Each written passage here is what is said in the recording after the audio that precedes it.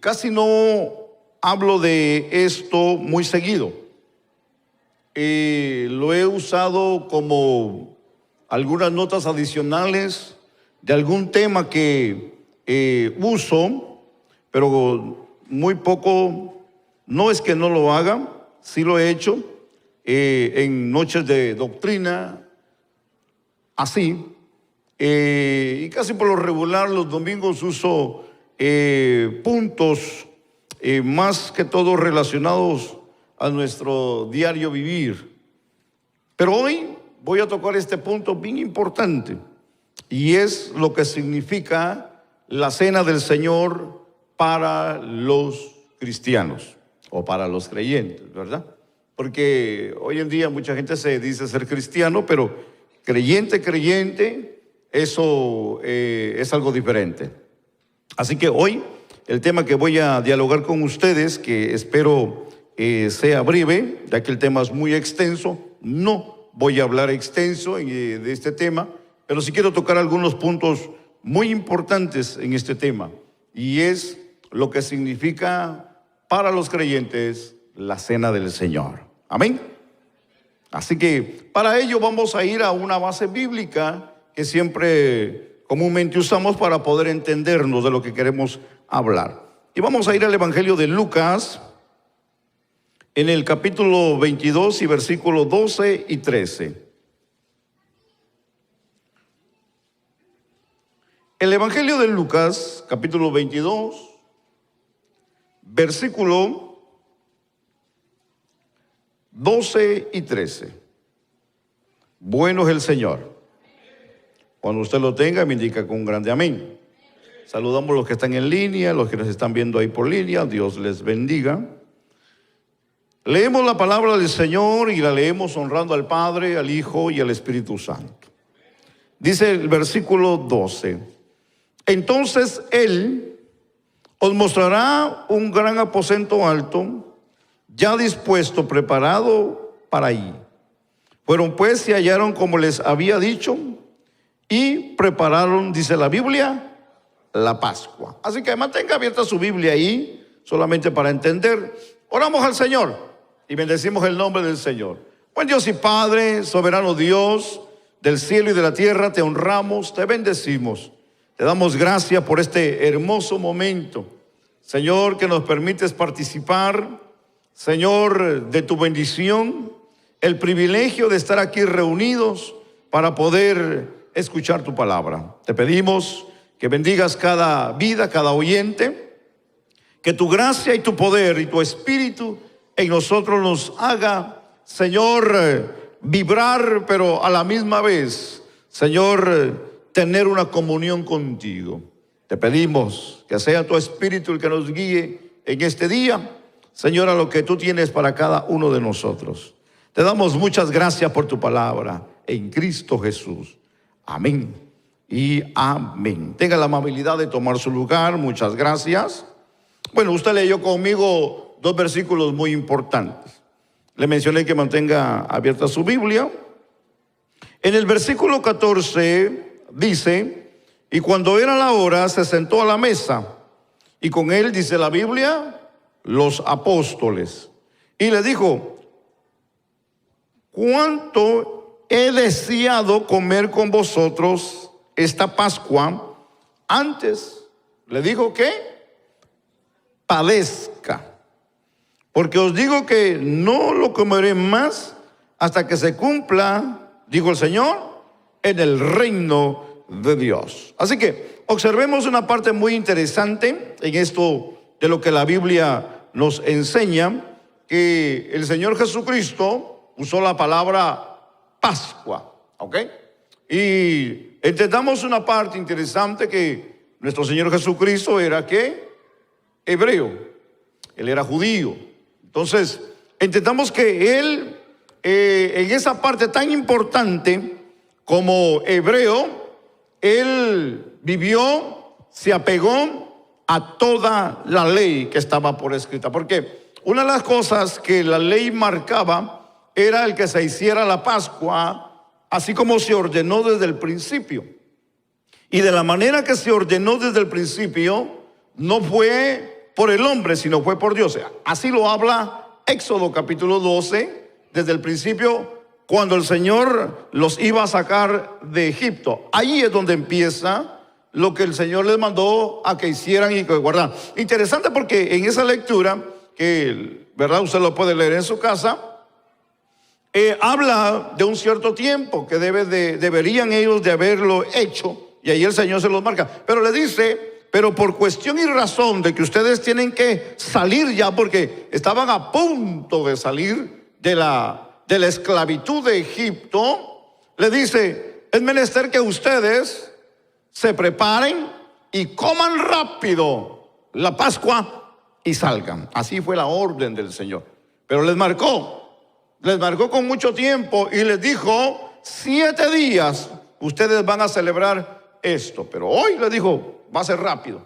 Así que el Señor les había marcado esa parte interesante. Ahora, cuando nosotros hablamos de lo que para nosotros hoy esto significa, que voy a mencionar un poquito más de lo que es la tradición o la ley marcada hacia los judíos, que sencillamente como una forma de combinación o de lo que viene siendo como cumplimiento de las sombras de lo que se practicó en el Antiguo Testamento y de lo que iba a venir a ser en el Nuevo Testamento.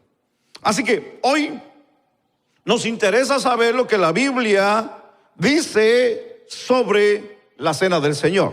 Así que entendámoslo de esta manera, porque la iglesia primitiva nos permite tener una idea al respecto. Por ejemplo, Lucas que es un escritor muy interesante, aunque son similares a Mateo, a Marcos, pero en lo que él recopiló, la información que él buscó para poder escribírsela a un amigo llamado Teófilo, me fascina entender de que él, como doctor en profesión, él hace esta indagación y él recopila información para poder mandársela a alguien. Pero este escrito quedó registrado como un libro para muchos históricamente, pero de una manera también inspirada, que hoy es para nosotros una inspiración, hermano, de Dios hacia la vida del hombre.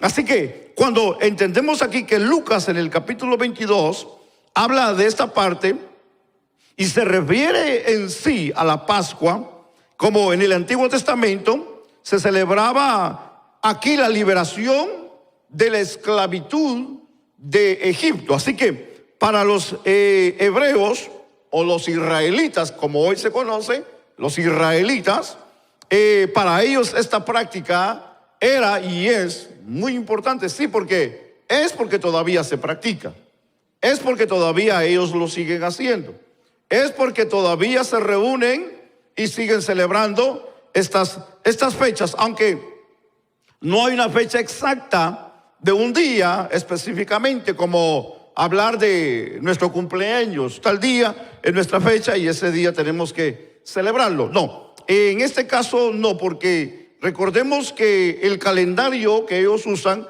no es el gregoriano como el que nosotros usamos.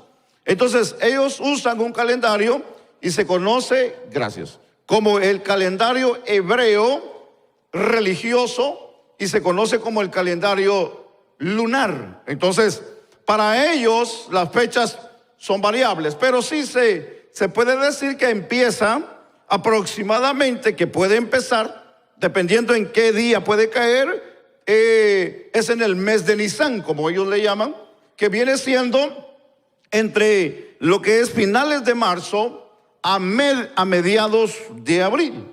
En esa fecha es que se celebra esta fiesta, que es importante y se hace anualmente. Y cuando esta fiesta se hace para los israelitas, ellos cierran, ellos dejan sus trabajos, ellos dejan todo lo que tienen que hacer para celebrar, hermano, esta fiesta, que es importantísima porque fue decretada, fue anunciada y de esa manera fue dejada para recordar que ellos un día estuvieron esclavos, sus antepasados, hermano, en lo que fue ese gran imperio egipcio. Así que entendamos esa parte que es bien interesante, que eso para nosotros, hermano, pienso que debería de ser igual. En algo nosotros debemos de parecernos a los judíos. No somos israelitas, quiero aclarar esa parte, por favor, no nos vaya a malinterpretar. Solamente que aquí haya alguien que tenga sangre hebrea, lo entendemos.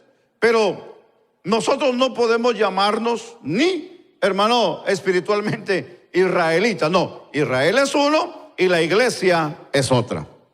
¿Ok? Así que entendámonos bien en esa parte. Si usted tiene alguna descendencia judía, lo entendemos, lo respetamos. Si su padre es hebreo, su abuelo, sus antepasados, entendemos. Usted tiene, ¿verdad?, sangre hebrea, lo entendemos de esa manera. Pero nosotros que venimos de otros países, solamente, ¿verdad?, que por ahí se ha cruzado alguien, ¿verdad?, de Israel, pero si no es así, nosotros no podemos llamarnos hebreos, no nos podemos llamar israelitas, ni espiritualmente hablando. Así que entendamos que nosotros somos la iglesia del Señor. ¿Cuántos son la iglesia del Señor? Así que la Pascua para ellos es importantísimo, porque es una celebración, y ellos lo celebran, y ellos lo hacen de una manera muy seriamente. Ellos recuerdan ese tiempo, ese momento cuando estuvieron esclavos.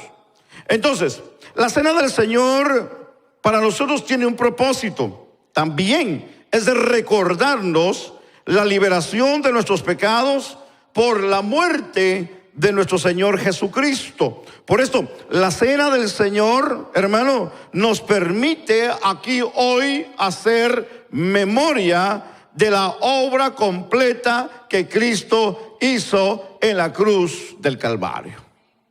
Ahora, cuando hablamos aquí de que debemos de hacer memoria de lo que Cristo hizo en la cruz del Calvario por nosotros, entendamos una parte importante, y es que nosotros no merecíamos, y cuando digo no merecíamos, es que no merecíamos el perdón de nuestros pecados, hermano, porque definitivamente el hombre está condenado por su pecado hacia la condenación eterna. Porque cuando nosotros hablamos de lo que era el sacrificio antiguamente, entendamos que la Biblia nos enseña que el hombre estaba condenado hacia la muerte eterna, porque no había nada quien o cómo quitarle el pecado. Se practicaba el sacrificio de animales, pero solamente era para cubrir, no era para quitar.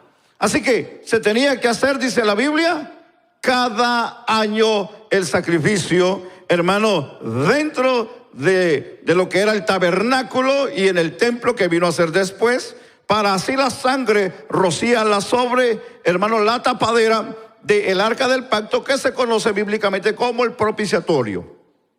Y ahí anualmente se hacía eso para mantener, hermano, calmada la ira de Dios sobre el pueblo. Así que entendamos aquí algo interesante. Cuando Jesús dijo, este es mi cuerpo, no estaba diciendo que el pan que sus discípulos estaban pronto a comer se estaba haciendo literalmente su cuerpo o su sangre. No, sino que aquí sencillamente está simbolizando su cuerpo y su sangre, que estaba de una manera próxima a ser derramada, entregada o sacrificada. A eso es lo que el Señor se estaba refiriendo. No era de que literalmente se iban a comer la carne, el cuerpo o la sangre del Señor. No, no era así. Sino que aquí se estaba hablando de un elemento importante en lo que era la fe del creyente, ya que aquí algo debemos de entender, y me voy a adelantar un poquito para que usted me vaya entendiendo, y es de que de esta manera o de esta forma la fe del creyente se tiene que ir renovando. En otras palabras, cuando nosotros practicamos la cena del Señor, nuestra fe se renueva. Usted dirá, no sabía que la fe se tenía que renovar. La fe se tiene que renovar. El apóstol Pablo habla a la carta de los Efesios que tenemos que renovar nuestro entendimiento. Así que aquí algo que debemos de entender, que el sacrificio de Cristo, al recordarlo, es como si nuestra fe se renueva. Cuando hablamos de renovar, es de agarrar nuevas fuerzas, es de fortalecernos en el Señor, es de pensar que un día alguien murió por nosotros, es de pensar que alguien un día tomó nuestro lugar, es de pensar que alguien un día nos amó y nos sigue amando, y que no nos ha dejado de amar, y que Él todavía está al pendiente de nosotros. Entonces, cuando nosotros practicamos, recordamos, pero también nos renovamos en nuestra fe en el Señor.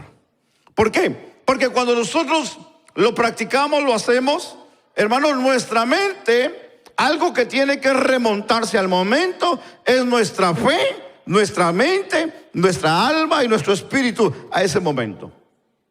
Y cuando nosotros vemos esa imagen en nosotros de lo que Jesús hizo por nosotros, entonces es donde nuestro espíritu se fortalece. Qué maravilloso es pensar, hermano, de lo que Dios ha hecho en nuestras vidas. Yo menciono y digo eso, ¿sabe por qué? Porque en realidad, bueno, déjenme empezar conmigo. Yo no merecía estar aquí. Yo a esta edad, si yo no hubiera entregado mi vida a Cristo en el momento que Él me llamó, hermano, yo quiero confesarle a usted algo. Yo estuviera bajo tierra ya a esta edad que tengo. Estuviera 3 metros bajo tierra, o tal vez más. Y un bloque de cemento, que eso es lo que hoy practican, ¿verdad? Le ponen a la caja, no solamente lo entierran, si todavía le ponen una plancha de cemento como diciendo, para que no se salga, ¿verdad? ¿Quién se va a salir de ahí?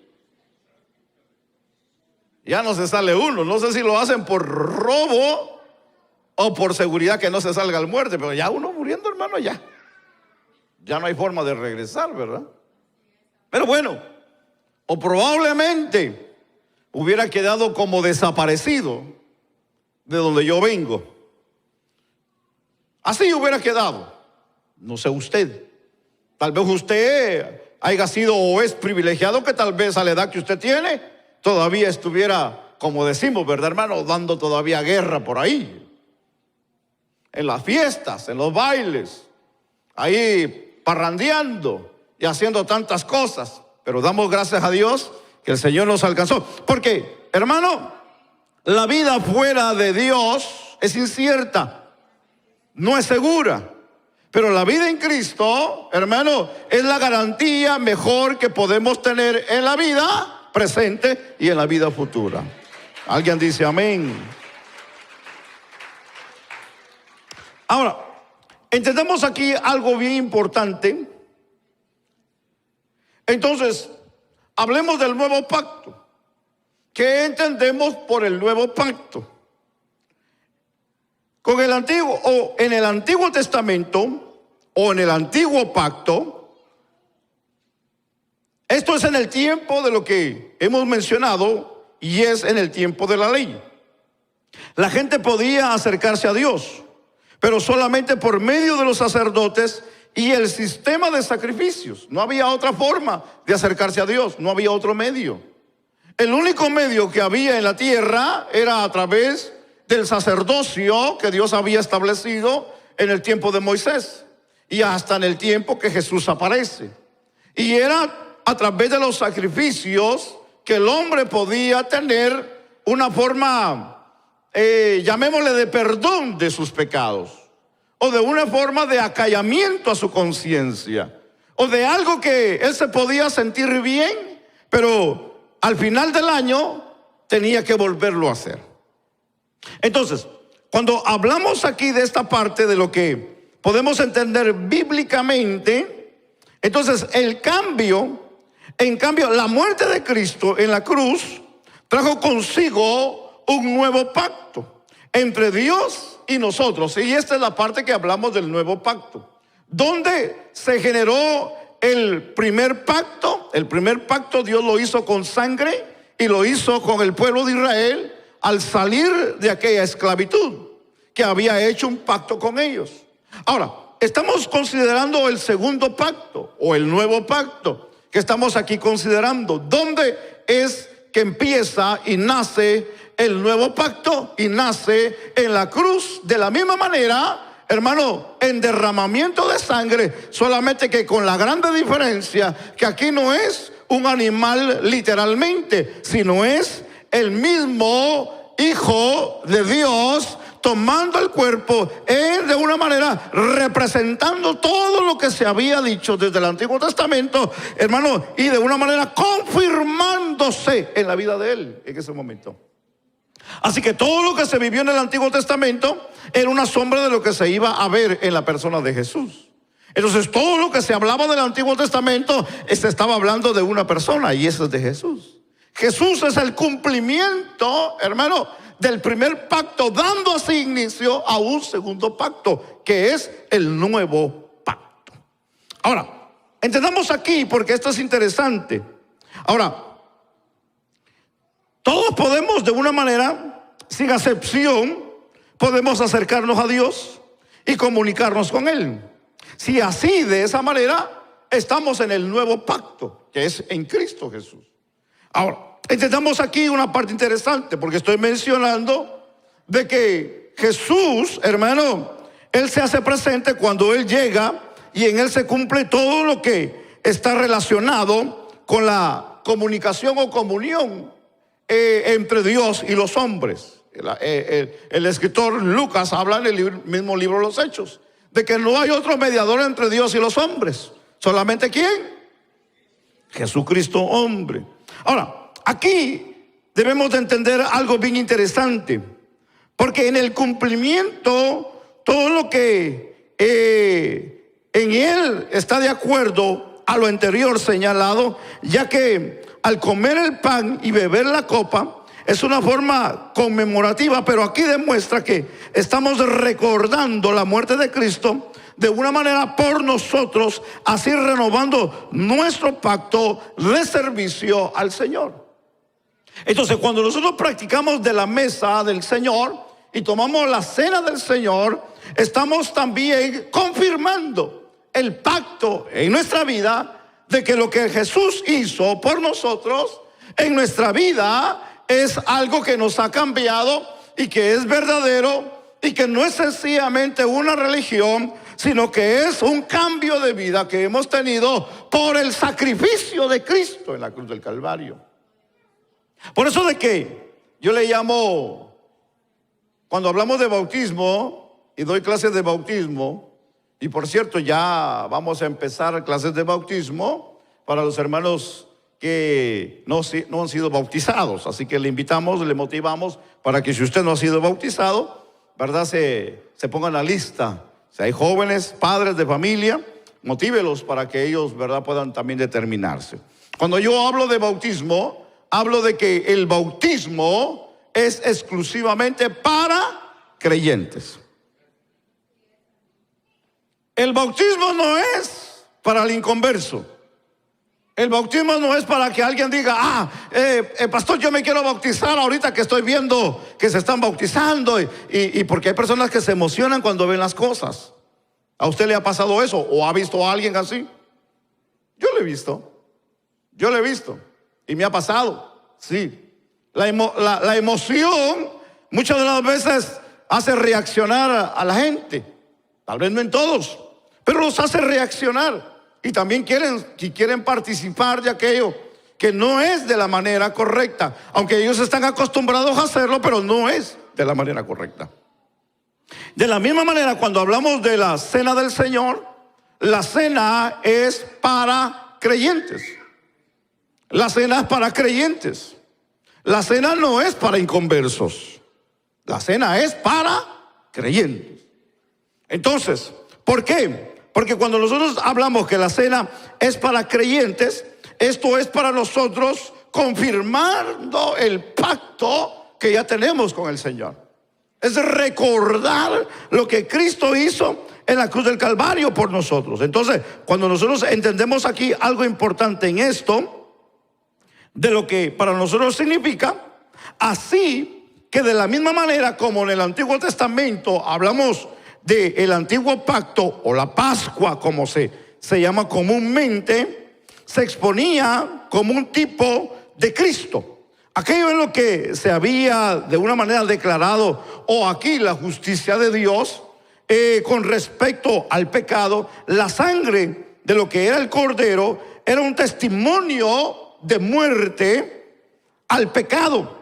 Y de una manera la sangre del cordero era un testimonio de muerte. Por lo tanto, esta figura del condenado, o podemos decirlo así, ¿verdad?, que había sido condenado hacia la muerte, que era un cordero en sí, en el Antiguo Testamento, tuvo lugar de una manera vicariamente en la vida y en la persona de Jesucristo.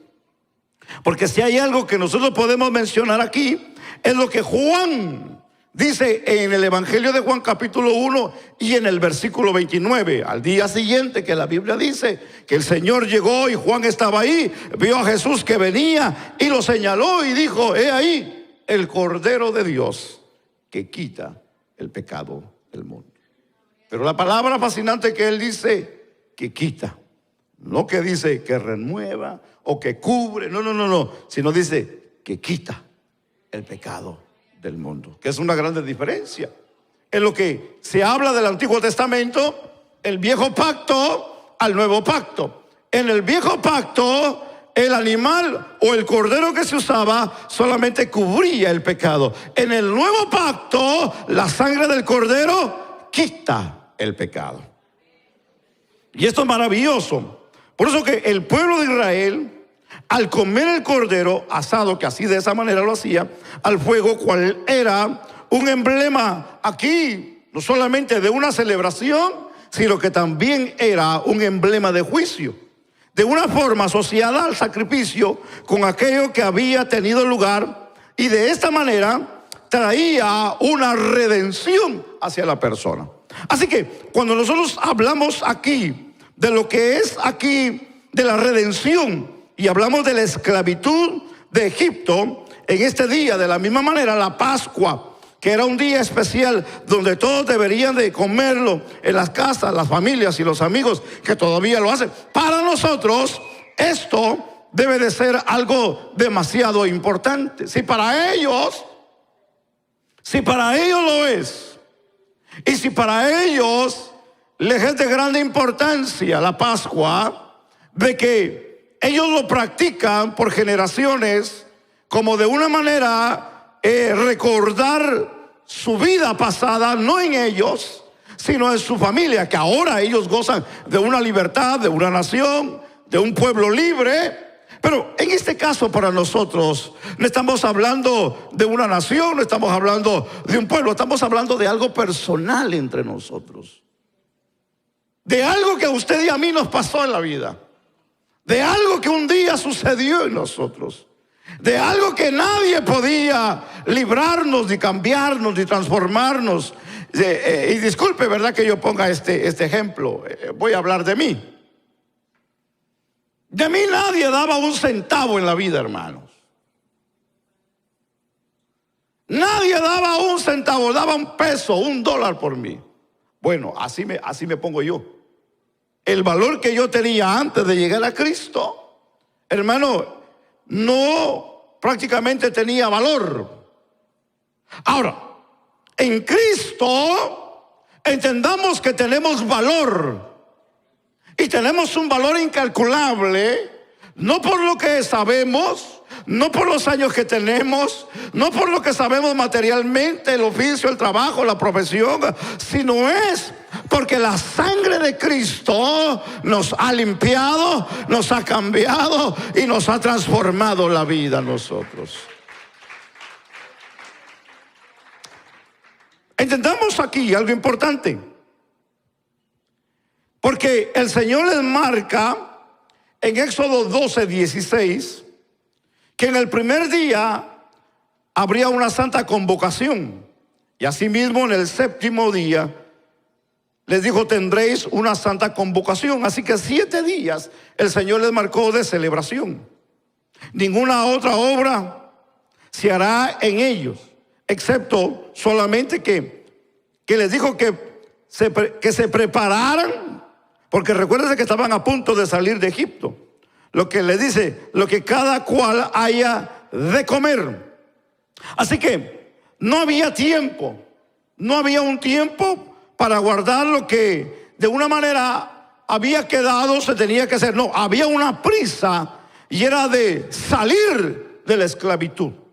Así que Dios quiso de una manera darles a entender que con esto había una urgencia de salir de Egipto. Así que en el antiguo pacto, de una manera el Señor les marcó una forma, les marcó un sistema, vamos a ponerlo de esa manera, para ellos poder recordar y entender que un día estuvieron esclavos de Egipto. Ahora, cuando nosotros venimos a celebrar la cena del Señor, nosotros no hemos sido tal vez esclavos como ellos un día lo fueron, hablando literalmente, físicamente. Pero si nosotros hoy lo entendemos, es que un día fuimos esclavos del pecado, fuimos esclavos de Satanás, fuimos esclavos de un sistema, fuimos esclavos de un pensamiento, fuimos esclavos, hermano, de una práctica, de un vicio, de algo que no nos dejaba vivir como hoy podemos vivir en el Señor. Entonces, para ellos hoy es importante, ellos lo recuerdan y todavía ellos guardan esos días. Ahora, para nosotros debería, porque yo cuando digo debería hacerlo, es que el problema es que para mucha gente no lo es. Para mucha gente no lo es. Debería hacerse, debería practicarse, deberíamos tenerlo como importante en la vida. El problema es que no lo es. No lo es. Algunos hoy llegaron sin darse cuenta que hoy celebramos Santa Cena, pues. Hoy los agarramos de sorpresa. Y no es que los hayamos agarrado de sorpresa, porque nosotros celebramos una vez al mes y es el primer domingo del mes. Y por años, desde que empezamos esta obra, hermano, ya 21 años, yo vengo celebrando esto así. Así que si usted tiene conmigo 20 años, usted sabe que cada mes lo hacemos. Y si usted tiene 18 años, usted sabe que aquí cada mes lo hacemos. Si tiene usted 10 años aquí, usted sabe que cada mes lo hacemos. Si usted tiene 5 años aquí con nosotros, usted sabe que cada mes lo hacemos. Si usted tiene 2, hermano, 1 año, o tiene 3 meses aquí con nosotros, usted sabe que nosotros lo hacemos cada primer domingo del mes.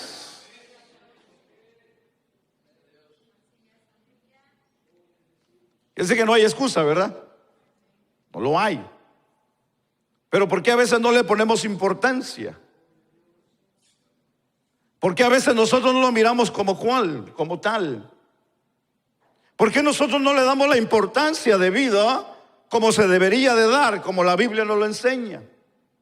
O por ejemplo, como Israel celebra su día de Pascua, porque ellos lo siguen celebrando. Ellos dejan toda actividad que hay por el camino. Ellos dejan todo lo que tienen programado. Ellos dejan todo lo que tienen para hacer. Ellos dejan toda actividad, parque, eventos sociales, eventos con la familia. Dejan todo compromiso relacionado con el trabajo. Dejan todo, hermano, a un lado con fin de hacer lo que ellos se les ha mandado hacer para recordar que un día fueron esclavos de Egipto. Pero ¿por qué nosotros no lo hacemos así? ¿Por qué nosotros no tenemos ese pensamiento, hermano, o esa forma de hacerlo? Ahora, si en algo nos podemos parecer a los israelitas, nosotros como hispanos, es que somos bien fiesteros, hermano. Diga que hay carne asada. Hermano, los carros no entrarían. Se revuelca la gente para llegar. Mire, hermano, Hermanos, si esto es lo que está pasando ahorita en la nación, está aplacando a los hispanos, es por algo. Y no estoy a favor, estoy en contra. Pero hermano, aquí yo predicando y pasaba los carros, pum, pum, pum, pum, pum, pum, pum, con la gran música. Ahora ya no se escucha. Las colonias, hermano, ¡ja! Fiesta cada fin de semana, incluyendo cristianos. Es que nosotros los hispanos somos fiesteros, hermano. Y si no lo hay, lo hacemos. Nos gusta el ruido. Nos gusta, hermano, la pachanga. Y nos gusta aquí, nos gusta allá. Eso es nosotros los hispanos. Aunque no diga amén usted. Para lo social, cuente conmigo. Cuente conmigo. ¿Quiere el pastel? Yo se lo compro. ¿Cuánto necesita de pollo? Yo se lo llevo, tranquilo. Con tal de hacer relajo. Uno, hermano, hasta la vaca lleva.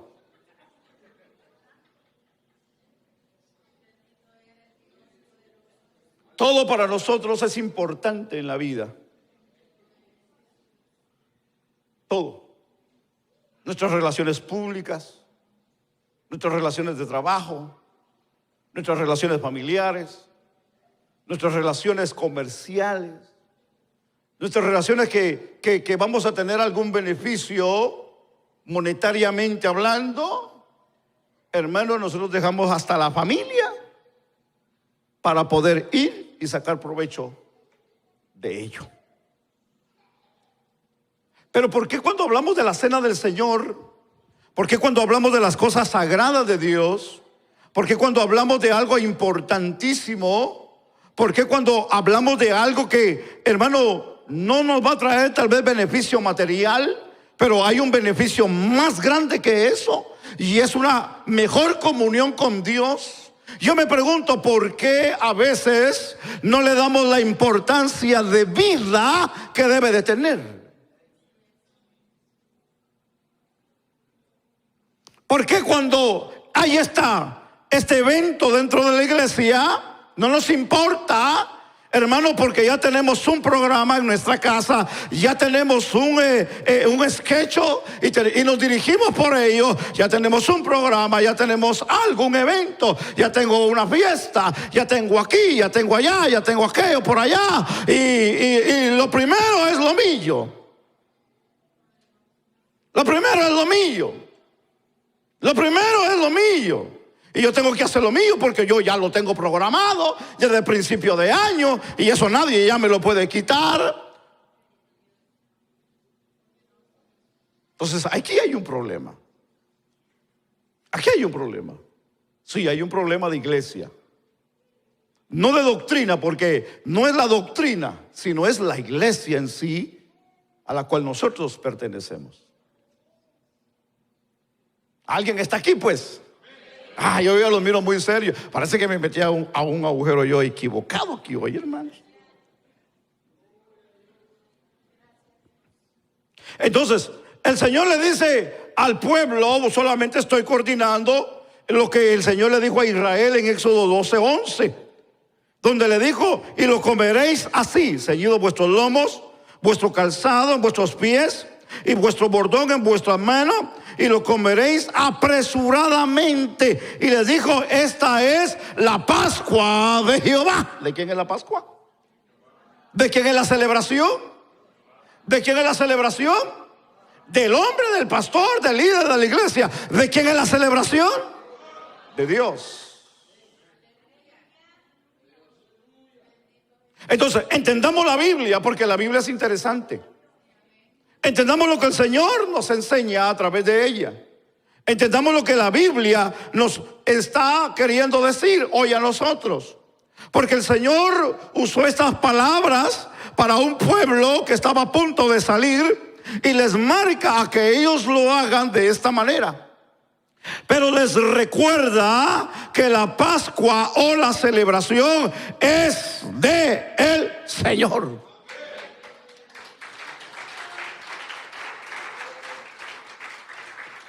Ahora, esto explica ¿Por qué para un israelita o un judío, por su religión, la Pascua tenía un gran significado? Déjeme enumerárselos así rápido solamente. Se los voy a leer, perdón. Número uno, para ellos era un gozo profundo en su corazón. Número dos, esto les marcaba libertad de la opresión, de la esclavitud. Número tres, para ellos era tener una protección de el Dios Todopoderoso. Número cuatro, era una fiesta familiar donde podían celebrar una victoria poderosa. Cinco, esto era una reconciliación eterna y externa con el que los había llamado. Y por último, era vivir una nueva experiencia en su vida con el Dios de sus padres. Esto era lo que para ellos, o lo que para ellos es y significa. Ahora, entendamos aquí, no estamos en una nación israelita donde la religión es la ley, o donde la ley es la religión. No estamos en una nación así. Pero damos gracias a Dios por esta nación, porque tiene principios cristianos y donde respetan el cristianismo. Hermano, si hay algo que un patrón en el trabajo, hermano, debe de estar agradecido y dar gracias a Dios, es porque tiene creyentes dentro de su compañía.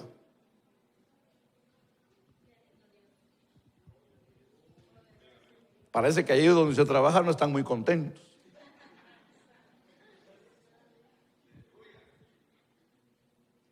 Donde yo laboro, donde yo trabajo,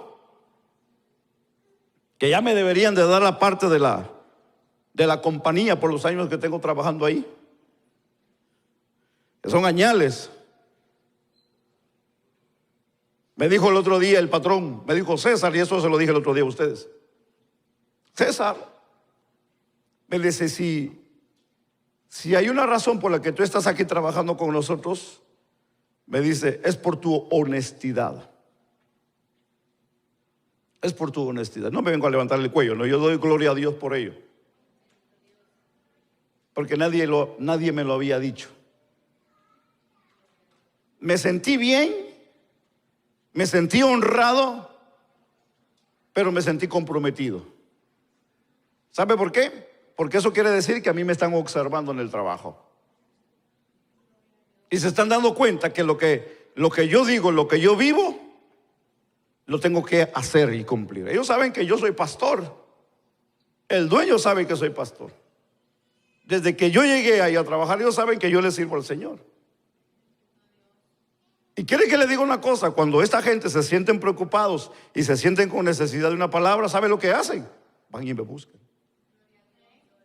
Van y me buscan. Llegan y yo ya los conozco. Porque llegan así como con astucia. ¿Cómo estás? ¿Cómo te va? A preguntarme si todo está bien. Yo digo, algo trae. Y cuando estoy deteniendo la pregunta, la gran pregunta donde ellos rompen como un hilo y se descose la manta. Y la pregunta es, ¿y a ti cómo te va? Y cuando le digo, ¿y a ti cómo te va? Ahí es donde ellos se rompen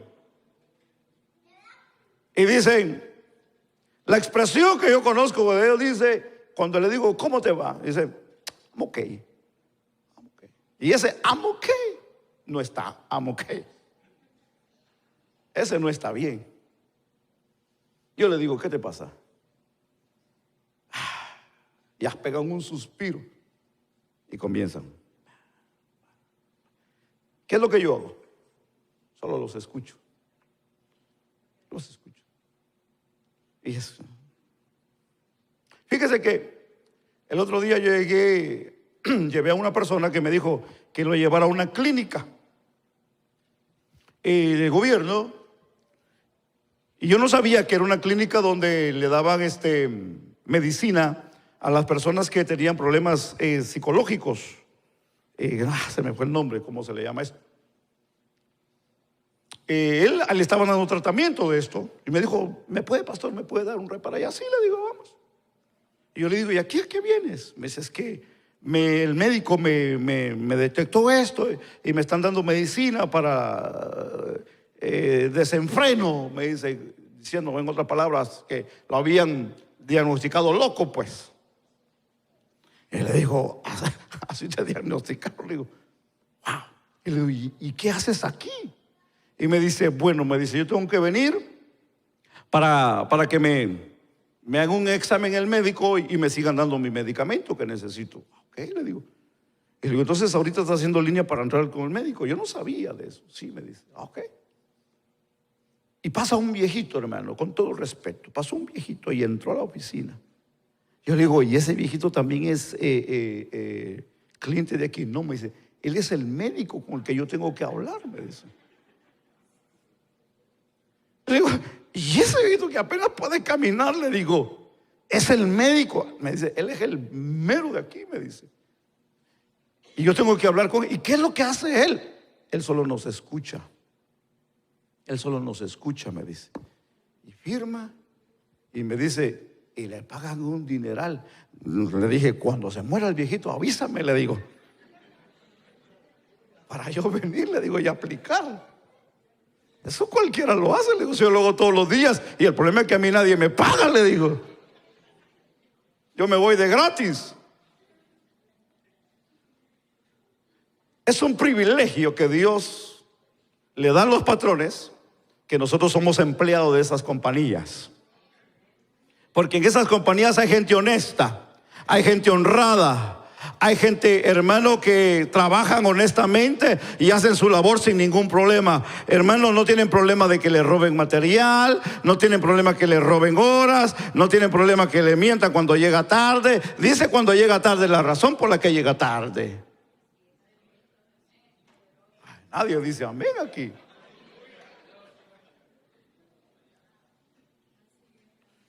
Porque ese chiste de que la llanta se desinfluye ya se la saben.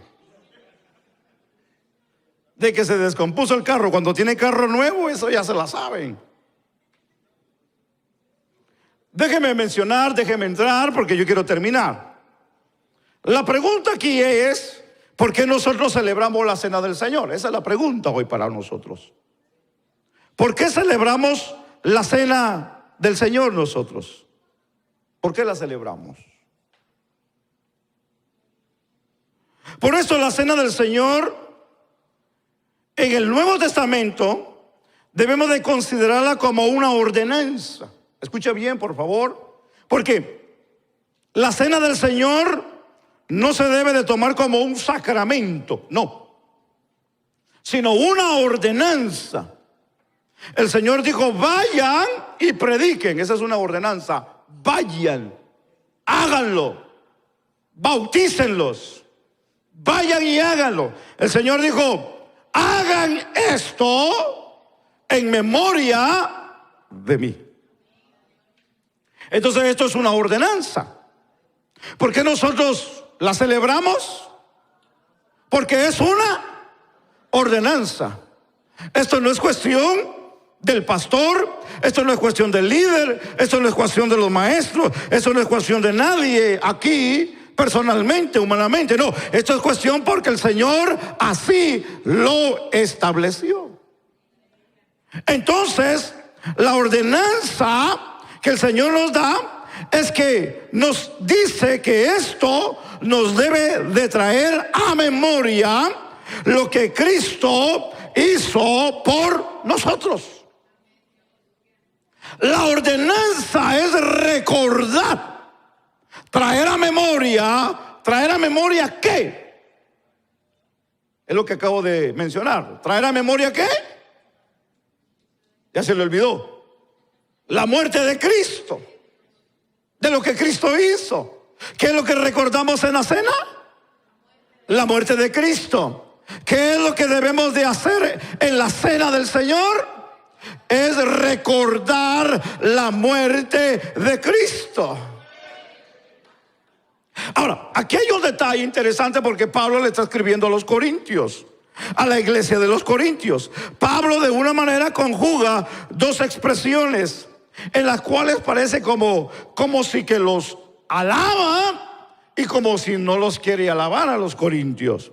En Primera de Corintios, en el capítulo 11 y en el versículo 2, vaya conmigo a la Biblia, le dice: os alabo, les dice, hermanos, porque en todo os acordáis de mí y retenéis las instrucciones tal como os las entregué. Le dice al principio: os alabo. Pero en el versículo 17 les dice: pero al anunciaros esto que sigue, no os alabo, porque no os congregáis para lo mejor, le dijo a los corintios, sino para lo peor. En el 2 le dice: los alabo porque ustedes son generosos, son buenos.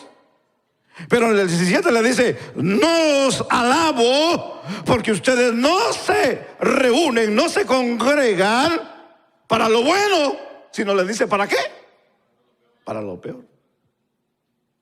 Así que los corintios tenían un problema bien grande. Estoy hablando de la iglesia de los corintios en el tiempo del apóstol Pablo. Entendamos que la razón por la que existe en la Biblia estos textos que leemos en Primera de Corintios, en el capítulo 11, que Pablo habla y en donde él dice que él recibió del Señor lo que también os ha enseñado. La noche que fue entregado el Señor, tomó pan y así también tomó vino. Pero la razón por la que él lo enseña a la iglesia es por un problema que aquí marca, y es que la iglesia de Corintio tenía un desorden dentro de la iglesia. Y de una manera, aquí para demostrar la importancia del tema a tratar, dada en esta ocasión, primero que todo, es entrar a una denuncia o de una manera a quienes causaban aquí división. Lo que dice Pablo, le dice: pues en primer lugar, en el versículo 18 le dice: cuando os reunís como iglesia, oigo que hay entre vosotros divisiones, y en parte, dijo el apóstol Pablo, lo creo. Y en parte lo creo. Así que, de una manera, cuando el apóstol Pablo, aquí, donde le menciona esto, aquí hay que considerar que esta no era una división doctrinal, no, sino era un comportamiento de ética. Una forma que habían traído algunos del mundo o prácticas del mundo, o que todavía no habían dejado de las prácticas mundanas y la habían metido a la iglesia para practicar la cena del Señor. Yo respeto, como pastor, como iglesia, yo respeto cada iglesia como lleve su culto, como lleve su servicio. Pero si hay algo que la Biblia me enseña aquí, es que la Biblia no apoya el desorden dentro de la iglesia. La Biblia no apoya el desorden. O porque así se vea bonito, pastor, ¿por qué no le ponemos este color a esto? ¿O por qué no le quitamos a esto? Mira, hermano, aquí podemos abrir el techo si quiere para ver las estrellas en la noche. No hay ningún problema. Pero cambiar lo que Dios, hermano, ha establecido, eso no lo podemos cambiar. Eso sería un desorden. Ahora, aquí estamos hablando de algo importante, y estamos hablando de la celebración de la cena del Señor. Porque en lo que es a la cena del Señor, el apóstol Pablo les marca varios puntos. Número 1 es que les dice: hay divisiones vergonzosas entre ustedes. En otras palabras, de una manera o de índole social. También de una manera marcaba que cada uno, hermano, se adelantaba a comer en la cena del Señor. Y déjeme entrar, se lo estoy leyendo rápidamente porque ahorita quiero tocar un punto rápido. Algunos comían y bebían hasta embriagarse. Sí, porque fíjese que en la cena antiguamente que celebraban los de la iglesia primitiva, sí era vino. Sí era vino. Pero de una manera era vino, hermano, que era controlado, pues.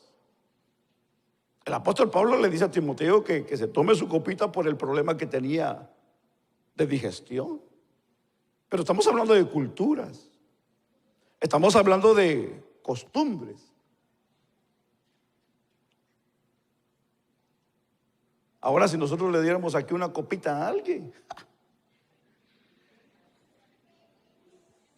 no solo una va a querer. Más si viene de la vida de la que yo vengo, no va a buscar solamente una copita, va a buscar la botella. Porque hay algunos que todavía se les hace agua la boca, hermanos. Más cuando ven esos comerciales en la televisión y les enseñan la cerveza sudando, sienten que ellos son los que están sudando. Entonces nosotros en la actualidad no podemos hacer eso. Si nosotros lo que damos, hermano, ya lo compramos hecho en paquetitos. Y lo compramos sellado por la higiene, para que no hayan manos tocando el pan y el jugo. Pero por lógica no sabemos cuánto tiempo tiene empaquetado ese juguito de uva. Puede tener un mes, puede tener un año. El problema es que cuando lo probamos, nos puede dar el toque, el golpe, pues, ¡pah! Y decir, el pastor está dando vino. Yo no estoy dándole vino a ustedes, hermano. El jugo ya de una manera tuvo su momento ahí y agarró otro sabor. Ahora, que usted lo tome de otra manera, esa es su mentalidad suya. Hace unos meses al salir de aquí, un hermano me dijo, pastor, me dijo, yo sentí raro el jugo, me dijo. Y a mí me dio risa, porque ella sabía por dónde iba. Yo le dije, hermano, eso está sellado. Nosotros no lo trabajamos, así lo compramos. Y si se fermentó por alguna razón allí encerrado, pues discúlpenos. Pero si su mentalidad está en Dios, usted le va a dar otro significado.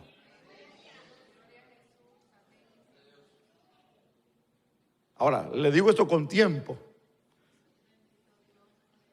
para que usted no lo vaya a malinterpretar y usted vaya a decir, el pastor vino nos da, ¿quiere decir que podemos seguir tomando? No, eso no es así. Porque si hay algo que aquí estamos marcando, es que en esta reunión de la iglesia primitiva o la iglesia de Corintio, es que muchos comían y bebían hasta embriagarse. Entonces había un desorden, sí, déjeme continuar. Porque mientras no les importaba que otros carecían de sustento, no hacían diferencia entre la cena común y la cena del Señor. Así que para ellos ir a la cena que se celebraba en la iglesia era un banquetazo, pues. Esa era la cena que hacían antiguamente. Eran banquetes lo que hacían, especialmente la iglesia de Corintio. Ahora, en la iglesia de los Hechos, en el capítulo 2 del libro de los Hechos, la Biblia dice que los primeros cristianos, ellos comían el pan en las casas, que era muy diferente a como aquí la iglesia de Corintio lo hacía. Ahora, en la iglesia de Corintio, ellos tenían un problema más grande, porque no hacían la diferencia entre cena y comida o banquete. Entonces, ellos venían a hacer banquete. Ellos no discernían lo que era el cuerpo de Cristo en lo que hacían. Así que había un desorden grande, porque de una manera el apóstol Pablo le dice en el versículo 29, porque el que come y bebe indignamente sin discernir el cuerpo del Señor, les dijo, juicio come para sí. Así que esto es algo muy grave. Esto es algo muy serio, pues, en esta parte de lo que la Biblia habla. Porque mucha gente, hermano, en el tiempo antiguo o la iglesia, aquí hablemos de Corintios, ellos no le tenían importancia a la cena del Señor. Ellos llegaban como querían, e incluso cuando comían el banquete que hacían, el que tenía hambre comenzaba a comer y no le importaba a los demás. Por eso que el apóstol Pablo, yo leo unos versículos donde les está mencionando de que haga un momento de conciencia, y les dice después, y cada uno espérese a su hermano hasta todos comamos. El apóstol Pablo lo que viene aquí a hacer es a educar, a orientar, pero también a marcarles una forma, hermano, de respeto a las cosas de Dios. ¿Qué quiero decir con esto? ¿Qué quiero decir con esto? De que cuando la Biblia habla indignamente, entonces con esto cometían al menos 3 pecados grandes la iglesia de Corinto. Uno de ellos era que despreciaban a la iglesia. 2, que de una manera les faltaba consideración de los demás. Y 3, el atentado directo contra la unidad de la iglesia. Así que 3 pecados bien grandes que ellos estaban cometiendo. No sé si era por ignorancia o era porque en realidad así a ellos les parecía bien. Pero estaba mal, estaban bien graves, estaban equivocadamente. Ahora, pero entendamos el pensamiento, porque si no hubiera sucedido lo que Pablo les dice, ellos hubieran seguido con el mismo problema. Hoy lo que queremos es que usted entienda, por favor, que la cena del Señor no es cualquier cosa, ni cualquier bebida, ni cualquier pan, ni cualquier práctica. No, nosotros recordamos algo grande, maravilloso y poderoso, y es la muerte de Cristo en la cruz del Calvario. Y con todo respeto, no venimos a llenarnos el vientre, no venimos a embriagarnos, porque la Biblia no nos enseña eso, ni tampoco venimos a saber quién puede o quién no puede, sino venimos, hermano, a darle el punto importante de lo que es la cena del Señor. Ahora, déjeme terminar con esto, porque Pablo usa aquí un vocablo muy fuerte en cuanto a la pena y a la culpa. Por lo tanto, cualquiera dice que coma el pan y beba la copa del Señor de manera, dice él, indigna. Usa esa expresión. Será culpable, dice aquí, en esta versión, voy a leer esta versión diferente, de pecar contra el cuerpo y la sangre del Señor. En el original griego, esta frase significa reo y culpable. ¿Quién es un reo? Es alguien que ya fue enjuiciado y que se halló culpable. Que eso es lo que significa reo o culpable. Entonces, alguien que ya fue sentenciado por su conducta, su mala conducta. Eso es lo que el apóstol Pablo está diciendo aquí. Que el que come indignamente ya ha sido sentenciado a juicio. Eso es lo que dice la Biblia. Pero entendamos esa parte, porque yo sé que usted se quedó ahorita como, ups, ¿qué pasó aquí? Déjenme entenderlo. Porque el versículo sigue diciendo, porque el que come y bebe sin discernir el cuerpo, come y bebe su propio juicio. Esta versión que tengo dice su propia condena.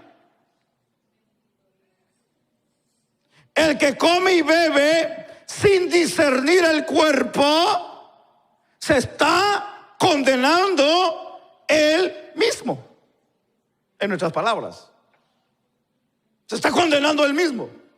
Si no le está dando la importancia, en otras palabras, si no lo está viendo como tal, si no está entendiendo que eso es lo que representa, si lo está haciendo como un juego, si lo está haciendo solamente para que digan, yo también lo hago. No, eso no es así. Por eso es de que nosotros practicamos como iglesia y la Biblia nos respalda que tiene que estar primero bautizado para que tome la cena del Señor. Porque antes de bautizarlos, Él enseña lo que es la importancia del bautismo, al creyente y la importancia de la cena, porque en el momento que se bautiza, la persona queda ligada a un compromiso de servir a Dios. Y el tercer paso como mandamiento es la cena del Señor. Entonces, un nuevo creyente debe de saber que el primer paso es aceptar a Jesús, su segundo paso es bautizarse, y como tercero es practicar la cena del Señor. Y la persona, cuando entiende que es y lo que es practicar la cena del Señor, entonces le dará la importancia de lo que es tomar la cena del Señor. Pero cuando no se le explica la razón, el por qué debe de hacerlo, lo va a tomar como cualquier cosa. Lo va a tomar como un aperitivo, lo va a tomar como un snack, lo va a tomar como algo que le regalaron en la iglesia y que todo el mundo lo hizo y hay que hacerlo. No, esa no es la idea. La idea es que lo que nosotros hacemos es que recordamos, traemos a memoria y nos remontamos al Gólgota, en aquel lugar que se conoce como la Calavera, una montaña que dicen, ¿verdad?, los arqueólogos, que tiene 2 ojos y una boca. Y por esa razón que se le llama Gólgota, la calavera, el monte de la calavera, que por cierto todavía hay cierta parte de ese monte que dicen que ahí, otros dicen que en otro lugar fue donde fue crucificado el Señor. Aunque ellos le pongan nombre y lugar, a mí la Biblia me dice que fue crucificado fuera de Jerusalén. Y cuando yo tomo la cena del Señor, yo me remonto a ese lugar para poder entender que alguien murió por mí, que alguien abrió sus brazos por amor, que alguien me ama, que alguien se dio por mí, y como tal yo debo de respetar esa acción. Porque no es cualquier cosa lo que Cristo hizo, hermanos. No es cualquier cosa lo que Jesús hizo. No es cualquier cosa lo que el Maestro hizo por nosotros. Ahora, si para usted es cualquier cosa, yo lo respeto, pero no acepto su pensamiento. Porque no es lo que yo diga, no, es lo que la Biblia dice. Es lo que la palabra nos enseña. Yo no puedo practicar la cena del Señor sabiendo que yo estoy obrando mal en mi vida. En otras palabras, yo no puedo estar comiendo de la mesa del mundo y venir a comer a la mesa del Señor.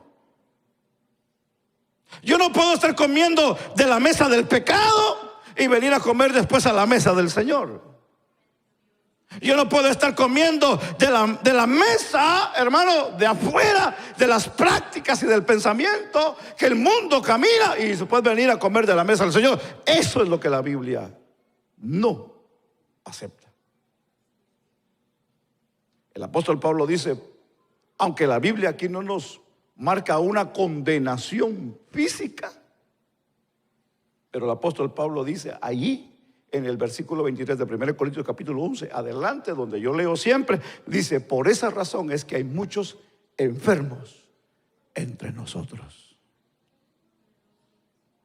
y algunos duermen. Y cuando usa la palabra algunos duermen, se está refiriendo a muerte. Tal vez no física, pero muerte espiritual. Que hay mucha gente que no se gozan dentro de las cosas de Dios. Hay gente que no se deleitan en lo espiritual. Hay gente que no toman prioridades en su vida espiritual. No se están gozando. No están disfrutando la vida en el Señor. No están disfrutando la vida del Espíritu. No están disfrutando la vida del reino. No están disfrutando la vida que Dios nos ha dado a través de la vida de la persona de Jesucristo, su Hijo, para que nosotros tengamos vida, tengamos paz, tengamos alegría y tengamos todo en la vida. Hay gente que no se goza en eso. Dios quiere que tú tengas todo. Dios quiere que tú disfrutes la vida. Pero para eso tenemos que hacer lo correcto. Entonces, rápidamente yo termino, y es que para participar de la cena del Señor indignamente no tendríamos ningún beneficio. Entonces, mis amados hermanos, el Señor cada día desea de que nosotros consideremos la importancia de celebrar la cena del Señor. Si usted hoy vino con algún problema con su cónyuge, o algo que tal vez usted en el trabajo le pasó y perdió la cabeza,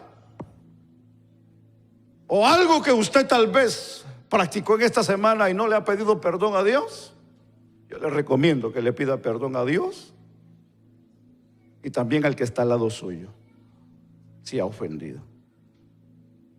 Sí, porque no podemos nosotros tomar la cena del Señor indignamente, sabiendo que lo que estamos haciendo es hacer algo que debemos de hacerlo correctamente y no lo estamos haciendo. Yo no puedo venir delante del Señor y decirle: ay, tú conoces. Sí, el Señor conoce nuestra vida, hermanos. Dios conoce que hoy llegamos algunos, hermano, como decimos, arrastrando a la cobija. Algunos llegamos hoy, hermano, que no nos calienta el sol, y aunque esté allá a 100 afuera la temperatura, y uno sentimos que hermano, traemos bien baja la temperatura en nuestro corazón. Hay unos hermanos que entendemos que no a todos nos ha ido bien, pues. Hoy tal vez usted amaneció, hermano, con una mala noticia, se le enfermó tal vez a alguien en la casa, un niño. Entendemos todo esto. Pero su comunión con Dios, eso debe de ser intachable delante de Dios. ¿Quién mejor que Dios, que conoce nuestra vida y sabe y conoce? ¿Cuántos años usted ha celebrado la cena del Señor? Y lo ha hecho enojado, lo ha hecho con odio, con rencor, lo ha hecho empleitado con alguien. O tal vez hay alguien que está detrás o al frente que usted dice: ay, ese hermano ni lo paso. Pero cuando llega la cena del Señor: Señor, aquí estoy. ¿Cómo es que usted puede hacer eso?